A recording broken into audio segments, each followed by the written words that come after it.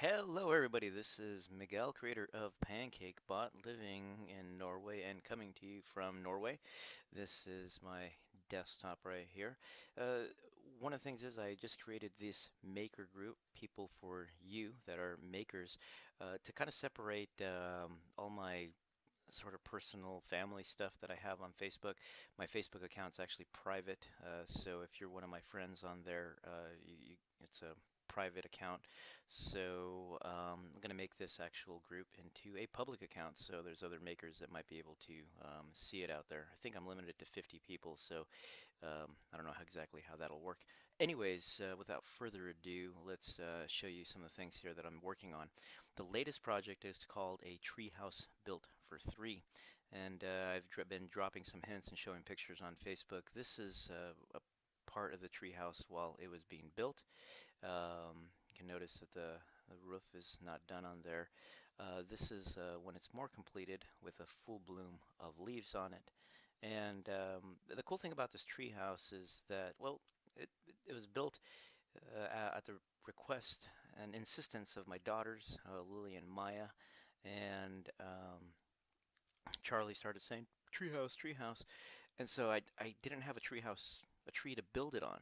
This tree is actually a plum tree, and so that's why it's going through the treehouse. And I always envisioned that typical treehouse of one trunk, like on a pine tree or maybe on an oak tree sitting on a branch, but I just said the heck with it, and the girls got me inspired and actually started building it before I did. And I said, okay, well, let's see how we can make this work.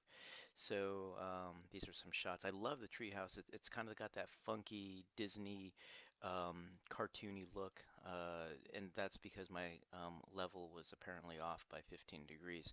So whenever you buy a level, make sure it's not off, or else you're going to end up with crooked walls. Let's see here. Now, what I'm doing here is I'm putting together a KickStarter project for the treehouse. Why? Well, the KickStarter project is going to make this treehouse talk. Now, this right here is a 3D showcase from it's a Matterport scan. So you can see what it's like inside of the treehouse. You'll notice that the tree is actually going through everywhere. So I've got one, two, three, four, five, 6, 7 smaller trunks going through here. So it's kind of like a multiple trunk tree, I guess you can call it. And then they rip through the holes in the ceiling. Those holes are bigger than the trunks because that way they will, or I guess these are branches. I don't know where the main trunk is actually, but that way it'll expand, and then we'll put some rubber or plastic around it to help for that expansion and that waterproofing. There is a second floor up here, which my buddy Jason was asking, hey, when are you going to get that scan up there? It was a little difficult to scan it, probably because of the lighting. I'm going to give that a shot later on. Anyways, you can see here I have a controller. It's a wireless controller that I can control the lights. Oh yeah, love that wiring and stuff.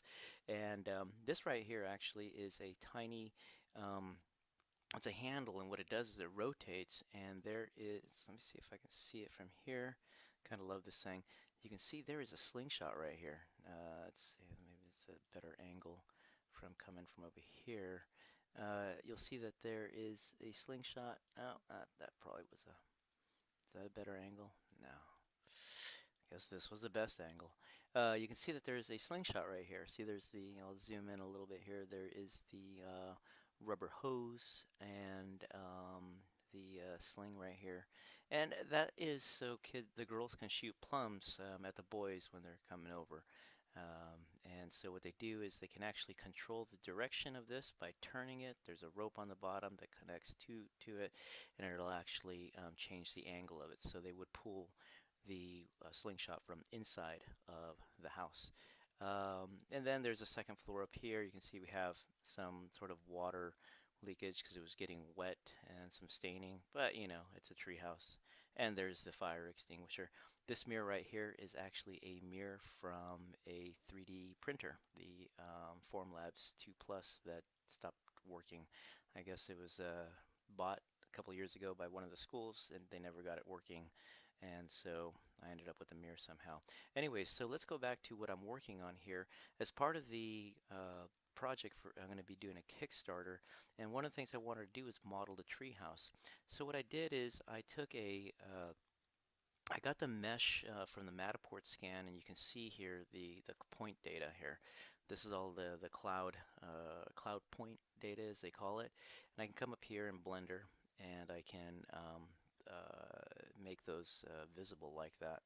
And if I hit my render here, I can actually see, or the view, I can actually see the scan. And you can see the Matterport scan is not very detailed in the sense of the resolution on it, but it's enough to kind of go, wow, this is pretty cool. But what's interesting with the Matterport scan is it doesn't do very well with being on the outside. It likes walls. So if you're going to do like a scan like the treehouse, what you have to do is you kind of have to put walls around it, some kind of temporary paper walls or cardboard or something that will help with the scan, because if not, it will kind of look into infinity. But that's just the way it is. So the thing is, how do you take this and actually make it into something that's accurate that you can model with? So what I first did with this is I took it to Blender, and I'll show you the top view here. If we go to the top view of this here, you're going to see that, let me see, I'll come over here to my other views here. So what you can see is that typically with Blender, what you'll do in order to trace something, you'll take photos of it. Now, I did try taking photos of it, and I will turn these guys off here. And if you're John Edgar Park, John, I'm sorry that I'm using Blender. I know the interface is just, not as nice as Maya or whatever it is that you guys use over there at Disney, but us poor people sometimes can't afford, all these licenses and everything, so these open source technologies help us get past that. So what I did here is, if you can come down here to the interface, you can see the background image. And what I did is I actually took one picture and took it into Photoshop. Now the problem with this picture, as you can see, it's not perfectly, it's skewed. A couple of reasons is because the lens on it, on the camera, it's a wide angle lens. I can't get at perfect perpendicular, or I mean, I guess perpendicular to the walls. And so I get these skewing. So what I try to do is manipulate this picture as much as I can in Photoshop to kind of make these things match up a little bit. And I got pretty close with it. But then I took the Matterport scan and left it at the same scale as the scan. And if we come back over here, we can go to scan. And I placed the scan in the middle, and then I did a duplicate. Now when you do a duplicate, we'll do the top view here. This is the ortho view, so there's no perspective. That's the perspective view there. But if you do the ortho view there, you're gonna see that this is 10 units behind my model, and this one is 10 units to the right. So what I can do is I can do different views. So if I come into here to this view, I can see the back of it. So the model, the mesh model, then becomes my guide for making this thing work. So if I go into more of a mesh mode, it's a little bit more difficult to see it there. And then if I go into that mode, we can see what's happening there. Consequently, if you see the mesh here, and it's like, oh, what does it look like textured? Well, we can hit, I think it's Shift C, and that uses the cycles render, I think. Well, right now it's using Blender's render because I'm not in cycles, so there's no lighting source. I think where was my lighting source here? I thought I had it here. For some reason, it's not there anymore. Oh, there it is. It's not there. But anyways, you can actually see that the treehouse is actually textured. If I did it in cycles, I'd be able to actually see that a little bit better. And come over here in this view, you can actually see the textures of the wall on there. So it's an OBJ file that you can get from Matterport and take it down there. It sounds like I'm killing the computer here. So I'll go back to there. to just no mapping, and then go back to over here. So the key point is now how do I create a model that's as close enough accurate or whatever to be able to then print this out. Now you can't really print the mesh out because you're going to end up with all these artifacts. And so what I initially did was I created this treehouse here. Here we go. Aha. I created this block right here. And that block right there, well, it's more of a polygon with a roof on it. The purpose of that was just to kind of get an idea. It started off as a cube, and then I did some extrusions here and there, and it was just to get an idea of what the tree house looked like. That was based with the drawing.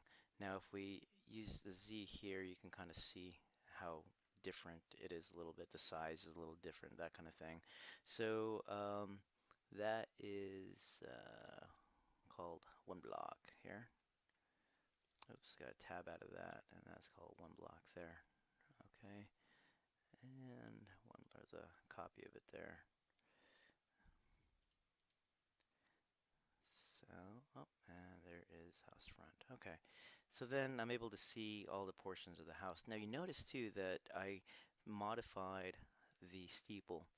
Where is my, oh yeah, there's a sphere here somewhere. Here it is. Trim. There we go. I modified the steeple, and the reason being is that this original steeple that I have on it, it just didn't do it for me. It looks kind of like a little gable, and I don't know. It looks too gable-y. Is that a term that you can use? See, it's just a 45-degree gable, and it just looks it just didn't do it for me. So I wanted to do something a little bit more magical. So I created this steeple here, like this. It's kind of like a wizard hat. We're going to put a ball on there. A local glass artist is going to blow this ball for me. Or actually, I was thinking of putting a globe on there with some. It's got like some kind of camera that projects onto it, and you can have different images. I saw that on Twitter, so I have to figure out how to do that too. Philip Burgess, I think, is handling that. Anyway, so back to the model. So what I do here is I come over here and I make adjustments to the pieces that I've created. So in this case, this is a piece here that goes part of the gable roof here. So I'll go ahead and grab that piece and kind of move it closer to this. This is part of also the gable there, and grab that piece and do it there. Now notice the mesh does not have everything that I need, and the reason is because I haven't been able to um, do it all, do the whole house, primarily because of the lighting and everything. But it is close enough to be able to give me enough information to to be able to make it. So then the mesh is pretty dense. So what I can do in this scan here is I can kind of eliminate what I don't need, and you can notice in these areas here that have these little lines right here. This is where the 2x4s, well, they're not 2x4s exactly, but that's where they would go. So what I do is I select a 2x4 in the back here, and then I can select my mesh there too. And then what I do is I line that up with the mesh as good as as possible. So we can notice the way the mesh is, it kind of doesn't do corners really well. It really rounds the corners off. So the vertical column, which is part of the framing, starts here, and then I kind of zoom in here, hit a tab there, grab this, and I modify it on the x-axis. Boom. So there is that one in particular. Now I can come back over here to the back again, select that one, go back to that same view, and match that up to where that's supposed to be. In that case, it's right around there. So I can grab X and do it that way.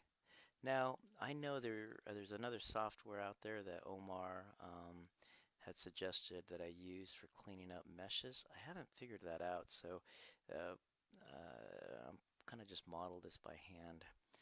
grab X and drop it in there somewhere.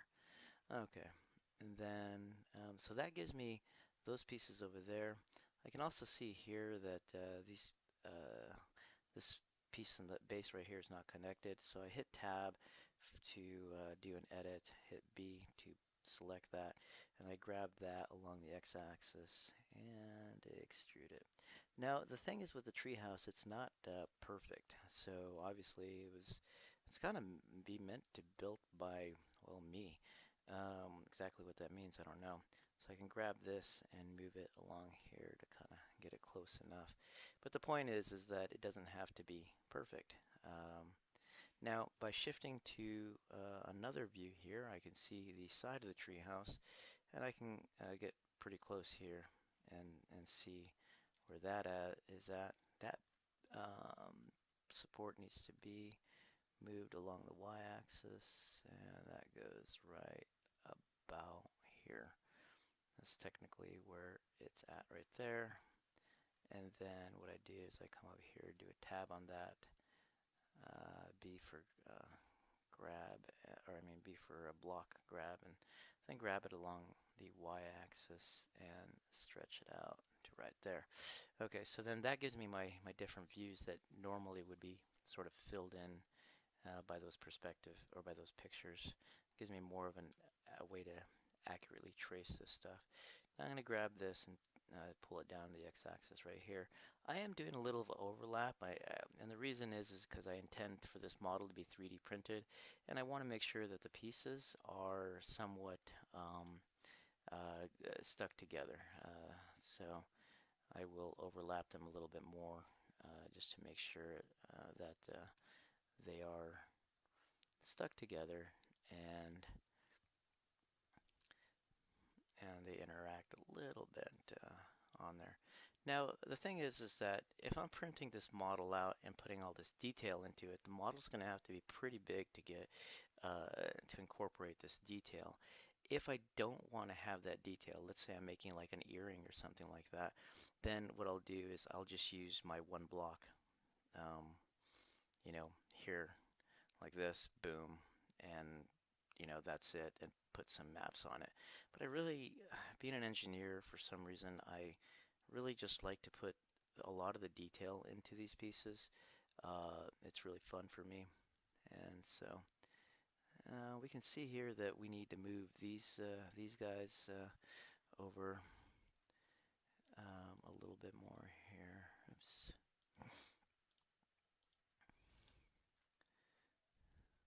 Okay. 3, 1, change that view. We're going to grab all these right here, move them along the x-axis, and boom, take them there. There we go. That'll give me, whoops, they're not even moved all the way over, see that? Okay. That's kind of strange actually with this side right here. You have a different perspective. There we go. Grab X, take it all way over here. Grab X and take that one to the corner right there. That'll give me some of my pieces that I need. Also this one right here. Grab X and put it over there. Now my fascination with 3D modeling, I mean, it's been inspired by a lot of things, but I mean, I think it originally started off with the kind of crazy commercial that I saw when I was a kid. I was living in Orange County, and they had this crazy commercial of like some kind of a silver or a golden like animal like flying through the air or jumping or something, and I was like, wow, what the heck is that? And it's amazing how it's just like I wanted to do that because the ability to control and tell a story with a puppet to me was something that was just pretty cool. And so I always wanted to do animation and that kind of thing. And 3D modeling was just something that was so out of reach when I was growing up, primarily because of the cost of things. And well, you end up being an engineer, and a lot of times you end up crossing over The barriers that you have, or not really crossing over, but bridging actually the different barriers that you have in a career by incorporating or by bridging things that might kind of not seem too related to some people. And so I've always been doing 3D models for work because I wanted to do 3D modeling. And so I use 3D modeling as a way to communicate actually a lot of the things that I needed to communicate.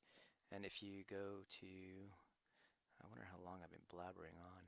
If you go to my website here, creativeperspective.com, you can actually see some of the fun little stuff that I've done here.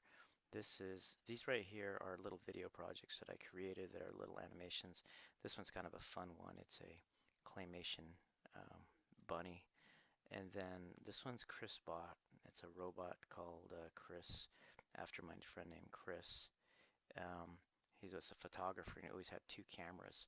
So this is a cool story because the purpose of that story, I'll play it again, sorry, is that the robot has two cameras and he finds them. And well, one of the cameras kills things and the other camera brings things back to life. And each camera only has 3 shots. So it's about him figuring out, it could be a her too, I guess, you know. Her name's Chris. How to use these powers, you know. Then the other ones are here, these work animations. This one is a animation of pre-stressed concrete cylinder pipe. And I notice I did all the mapping and everything. And what this is the water pipes that carry the water in San Diego. This one was kind of a little fun cartoony one that you can see here was how to remove pipe sections from the ground. And this is kind of funny. This thing goes all crazy and it's picking up these pieces of pipe. There's no strings on it or anything, but it was just a way to show people how to do this with open source technology. There's some other ones. Anyways, back to the model here. So what I'll do is I'll keep piecing this model together and trying to make sure that I can get all the pieces of it.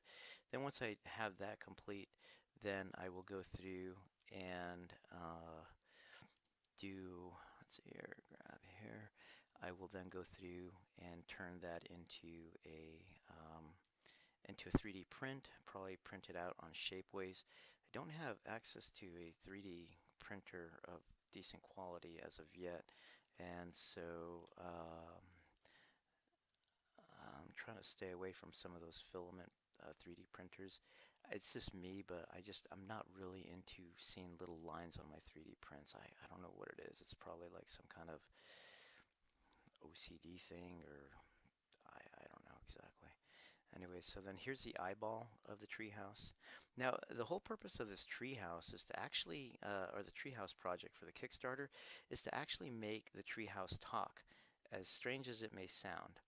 Uh, so, but let me go ahead and cover that in a second video. I'm probably dragging on a little bit too much and you're getting bored, and we'll cover that in a bit. So I'll talk to you guys later, and women later, everybody. Gosh, it's a whole thing. Guys, you say it all the time. I'll talk to you folk later. Trying to correct myself. All right, thanks.